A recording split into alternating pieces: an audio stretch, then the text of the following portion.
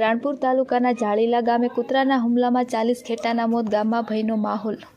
બોટાદ જિલ્લાના રાણપુર તાલુકાના જાળીલા ગામે ગઈ રાત્રે એક કરુણ ઘટના બની હતી। ગામના રહેવાસી ખન્નાભાઈ રાઘાભાઈ ચોસલાના વાડામાં અંદાજે 70 થી 80 ઘેટા બંધ રાખવામાં આવ્યા હતા। તે દરમિયાન રાત્રિના સમયે અચાનક 7 થી 8 જેટલા કૂતરા વાડામાં ઘૂસી આવ્યા હતા। કૂતરાઓએ ઘેટાઓ પર હુમલો કરતા આશરે 40 જેટલા ઘેટાનું ઘટના સ્થળે જ મોત થયું હતું, જ્યારે કેટલાક ઘેટા ગંભીર રીતે ઘાયલ થયા હતા। સવારે ઘટનાની જાણ થતાં આસપાસના વિસ્તારમાં ભારે ચકચાર મચી ગઈ હતી।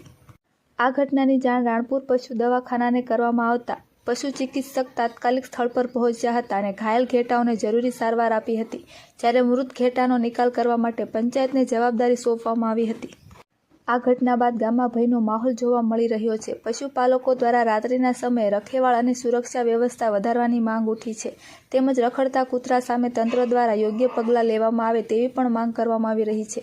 અહેવાલ રિપોર્ટર જયદેવી મંડી, ચિકિત્સા અધિકારી પશુ દવાખાના રાણપુર। આજ સવારે 8:30 કલાકે જાળીલા ગ્રામ પંચાયત ખાતેથી સરપંચ તથા પશુપાલક દ્વારા ટેલિફોનિક સૂચના મળેલ સ્થળ પર મુલાકાત લેતા શ્રી પશુપાલકના ઘરે એમના પર્સનલ વાડામાં 40 જેટલા ઘેટા મરેલી હાલતમાં જોવા મળે અને મોટાભાગના ઘેટાઓને ગળા, પીઠ તથા પેટના ભાગે ઇન્જરી કરવામાં આવેલ,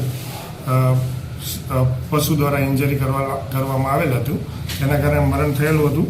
સાથે સાથે પશુપાલક દ્વારા બીજા 29 ઘેટાઓને બચાવી લેવામાં હતા। સવારે જ્યારે તેઓ પોતાના વાડામાં ખોલ્યો ત્યારે એમાં 8-9 કૂતરા હતા, જેના દ્વારા શિકાર કરવામાં આવેલ અને કૂતરાને ભગાડીને બીજા 29 જેટલા ઘેટાને શિકારથી બચાવી લેવામાં આવેલ છે।